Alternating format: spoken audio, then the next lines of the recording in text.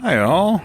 It is early February. It's the 12th today, and I'm taking a video before I start doing my final garden cleanup and get ready for next year. So I'm going to kind of walk through what that looks like for me. I haven't done anything with these mushroom logs over here, but being in the shady spot, you can tell because that's where the snow is still sticking around, even though it's been warmer. That's, I think it's a good spot for them. It means that they seem to hold a lot more moisture, like get moisture kind of sleeping in slower over the winter. So yeah, like that. I'm probably going to go and prop them up to make them fruit a little prettier next year, because last year the lion's manes started fruiting. Gone through and I've redone almost all the wood chips in this area. I'm gonna have a little more work to do with that. Like, I buried the pavers back here because this was all covered in the snow when I went to lay it out. So I'm gonna have to go dig them up and put them back where they're supposed to be, but that's okay. Trees are well, I always say coming along, coming along, coming along. The trees are doing well. It's time for me to prune them back, especially this cherry tree. I thought that this was going to be a dwarf cherry tree. By the way, I'm standing on a deck right now, so I'm pretty high up. Phone's probably at about 10 feet up ground level, something like that. All of these were supposed to be dwarf trees. Well, I didn't pay close enough attention, and this cherry is actually supposed to get considerably taller, though not wider, than all the other dwarf trees I planted. It's supposed to get up to about 14 feet tall, so I'm going to have to fight this one to trim it back. Last year it grew slower and it didn't put out fruit. Really, how it grows this year is going to have to be whether I decide to keep it or not, based on whether it just gets too big. It'll be the third year in the ground, and that's really when trees start to take off. So, yeah, going down.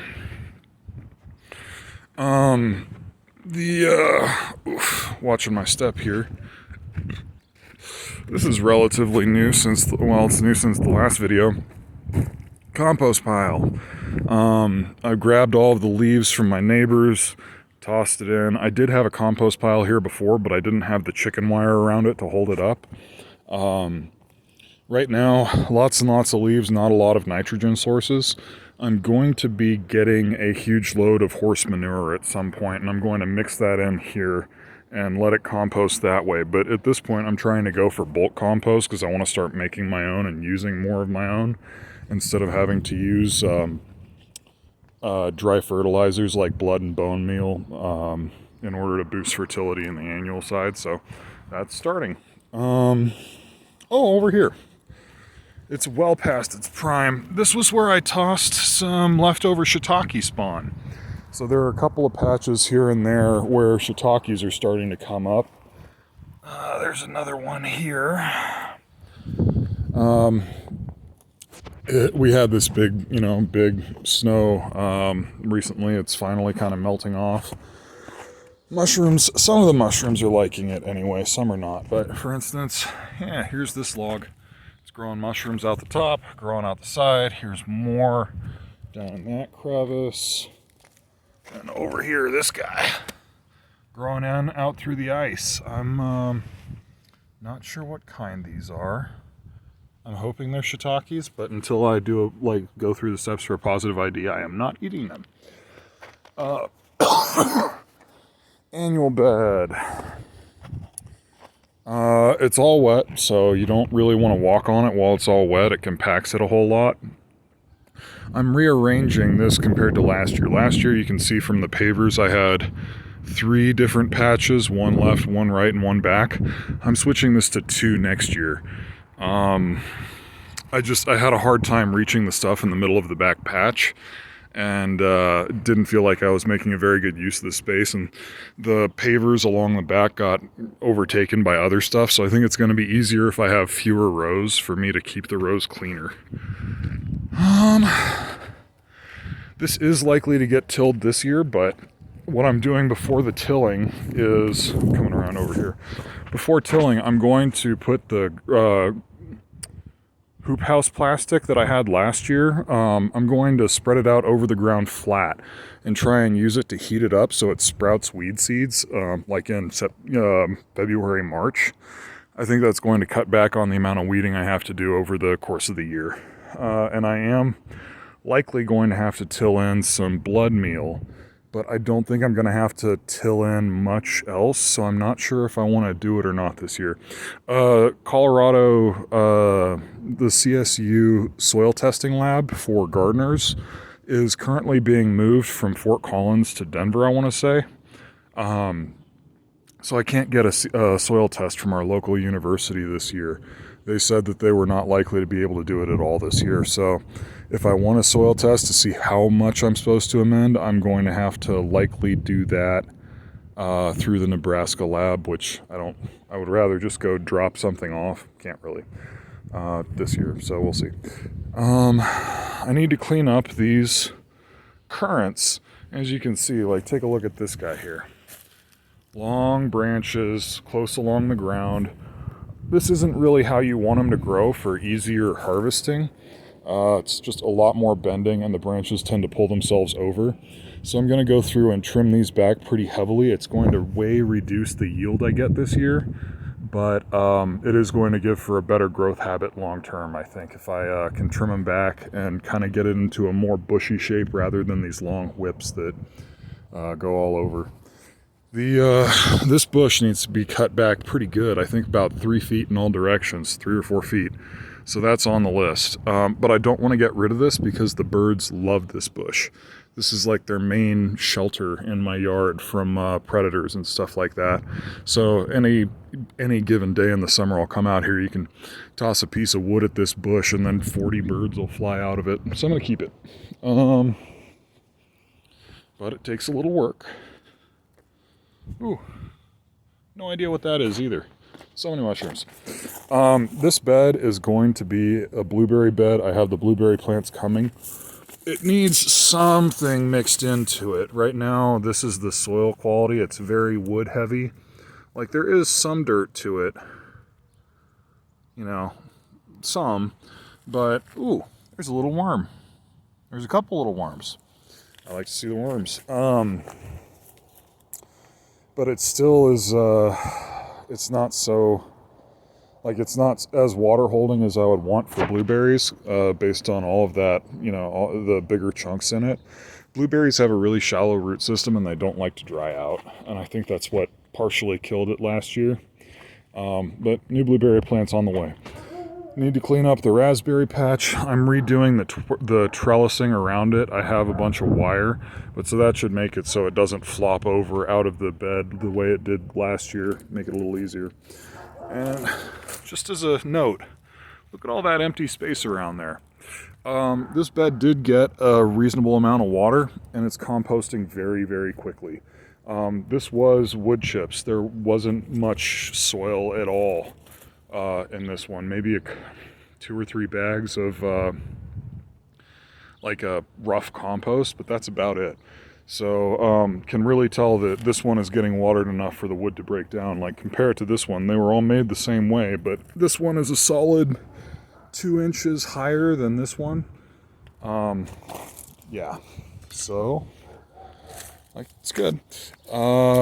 Here's the blackberry bed, same kind of lift as the, like, or drop as the raspberry bed.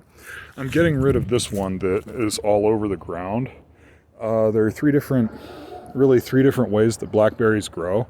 I want ones that make these big canes. I can prune these back. These got way too big. But I want ones that make canes that are easier to trellis up rather than these ones that just flop and run on the ground. This one makes really good berries. It's a really famous variety. It's thornless, you know, beautiful, beautiful.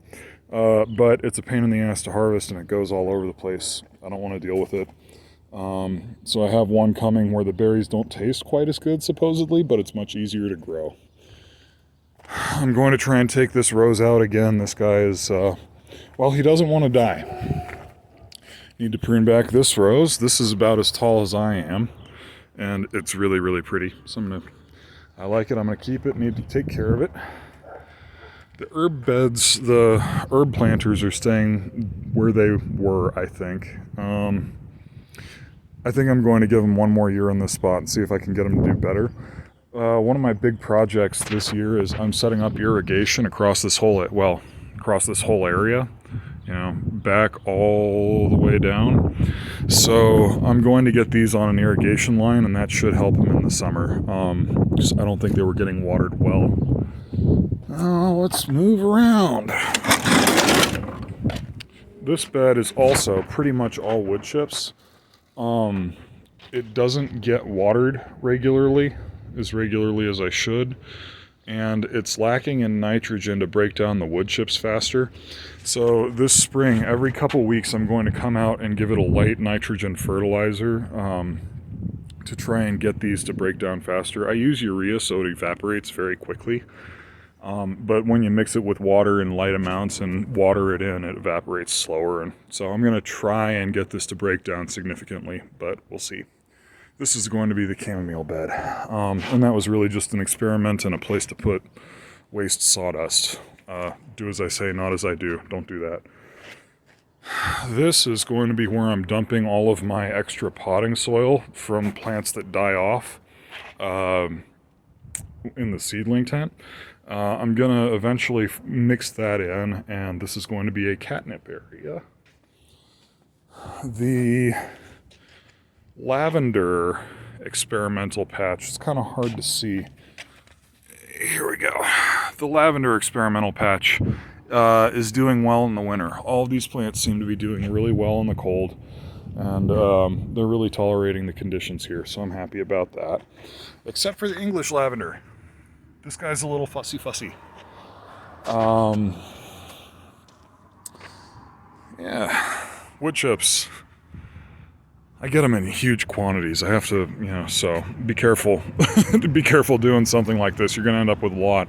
I'm coming out this afternoon to finish moving this pile. It's going in the front yard. It's going to be a bottom layer that I'm putting horse manure on top of, and then another layer of wood chips. The reason is to kind of insulate the horse manure, get it breaking down with the wood chips a little bit, but get free organic material that I should be able to just plant straight into. Because this, I would say early summer, I'm planting out this whole area with creeping thyme. It's similar to kitchen thyme, but it grows really low to the ground, and it has very pretty flowers. So it's like a water-wise, low-maintenance lawn alternative. Over here we have tons planted. I'm waiting to see what comes up because I planted a lot of this in the fall. Back there is yarrow. In front of this and that window are mixed daffodils. Middle here is echinacea or coneflower. There's one little anise hyssop plant there. I'm going to fill out this area with anise hyssop. And then it seems to have survived the winter and the not nice conditions. But this little guy right here is a lilac. So as long as it and there are little bits of greenery down there. So as long as this survives over the winter, next year it's going to get bigger and bigger. It eventually will turn into about a 6-foot bush. This is a dwarf variety. And then back in this area, the herbs along the front, this is cooking thyme, this is oregano. They're pretty well staying alive. They're pretty well established. There are a few thyme plants that died back, so I'm going to replant that out this year. The grapes seem to be overwintering fine. Everything's dormant, so it's kind of hard to tell. I'm planting strawberries in this area for my neighbors to enjoy. Those are in the mail. And then I need to finish stump. I need to finish building out the arbor and getting these things in the ground so the grapes have a long-term structure to grow up. And then I also bought a rainwater catchment system, a rain barrel for this gutter. This is where the swamp cooler runoff comes. So during the summer, it dumps water right in this little spot, and it soaks in right here. And about a 5-foot area, up until the edge of this stump, just grows really lush, and then everything else is dry. So I'm putting a soaker hose on a rain barrel system to spread that water out throughout this bed over the next year and see if that improves it. Yeah, I don't think I'm going to be doing much with soaker hoses or doing the irrigation system for this bed, this front area, or either of these side beds this year. I think that's going to be next year's project.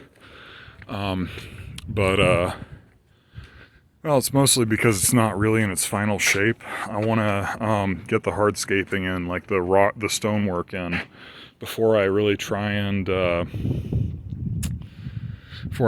irrigation, because I want to be able to account for all of the raises, and I don't want to have to go in and modify the irrigation system if like a stone retaining wall sort of thing, even 1 brick high or something. If it puts a kink in the line, then it makes it so it doesn't water nearly as effectively. It doesn't work as well.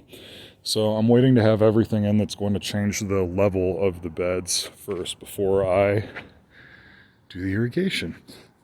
That's about all I got. This weekend's projects are solarizing the annual bed, moving this over to the front yard.